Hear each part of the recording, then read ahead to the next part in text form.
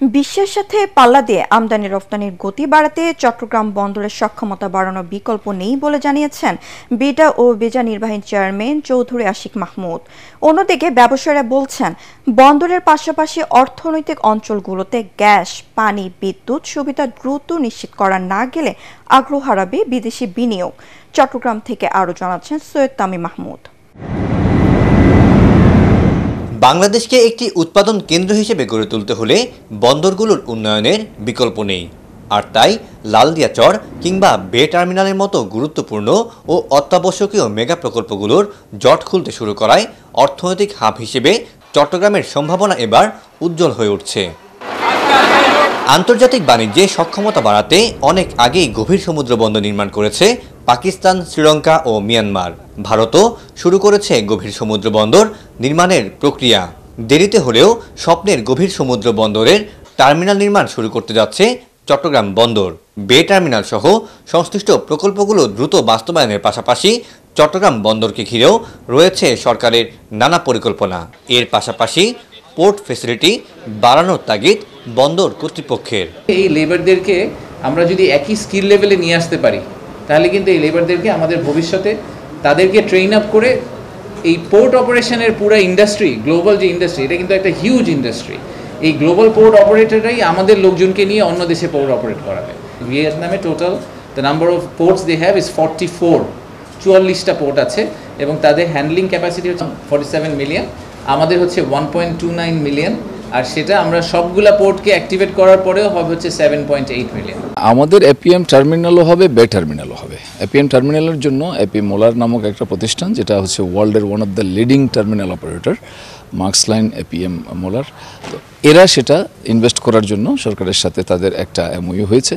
এখন সেটা প্রক্রিয়াধীন আছে। অলরেডি ট্রানজ্যাকশন অ্যাডভাইজার কাজ করে যাচ্ছে এবং অ্যাডভাইজার রিপোর্ট করলে সেটা তাদের সাথে নেগোসিয়েশন হবে এবং তারা সেটা নির্মাণ করবে। এখানে ফুললি টার্মিনাল নির্মাণ করা, ইকুইপমেন্ট আনা পুরোটাই তারা করবে এবং তারা একটা সার্টেন পিরিয়ডের জন্য এটা অপারেট করবে, দেন চট্টগ্রাম বন্দরকে হস্তান্তর করবে। বে টার্মিনাল তো এটা ইতিমধ্যে ওয়ার্ল্ড ব্যাংকের সাথে একটা চুক্তি হয়ে গেছে বে টার্মিনালের যে ব্রেক ওয়াটার এবং অ্যাক্সেস চ্যানেলের জন্য, সেটা আপনারা জানেন। তো এটা হয়তো আমরা কিছুদিনের মধ্যেই এটা ইন্টারন্যাশনাল টেন্ডার হবে, দেন কার্যক্রম শুরু হয়ে যাবে। এদিকে বিডা ও বেজার নির্বাহী চেয়ারম্যান বলছেন, এখানে অর্থনৈতিক অঞ্চলগুলো তৈরি হয়ে গেলেও এখনও সঠিক অবকাঠামো গড়ে না ওঠা বড় challenge. Utility services and infrastructure, এই জায়গাটায় কিন্তু আমরা এখনও fail. So how disappointing and unfortunate is it যে আমার কাছে একজন ইনভেস্টর আসছে কিন্তু তাকে আমরা একটা লোকেশন দিতে পারছি না। সো চ্যালেঞ্জ কি দেখছি, এটা হচ্ছে আমার একটা দেখা বড় চ্যালেঞ্জ। আর একটা হচ্ছে যে সরকার কিন্তু সব ইনভেস্টরের কাছে একটা ব্ল্যাক বক্সের মতো, সব বুঝতে পারে না যে এই ব্ল্যাক বক্স কীভাবে অপারেট করে, ব্ল্যাক বক্সে হাত ঢুকালে হাত থেকে কী, হাতের সাথে কী বের হয়ে আসবে। সো পলিসি কন্টিনিউটির কোয়েশ্চেন আপনি করছেন, আমাদের পাবলিক সার্ভিসের কোয়ালিটি এবং করাপশন, এই সবগুলো ইস্যুই কিন্তু মোস্টলি দেখেন আপনারা যে কমপ্লেনগুলো করলেন তার একটা বড় অংশ হচ্ছে গভর্নমেন্টের সাথে, inter governmental public service related corruption complaints.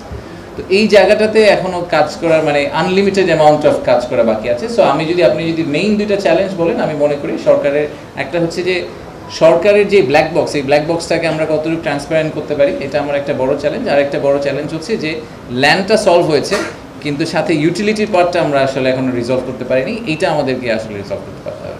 চট্টগ্রামকে বাণিজ্যিক হাব হিসেবে গড়ে তুলতে প্রয়োজনে আলাদা সেল গঠনের কথাও বলছেন ব্যবসায়ীরা।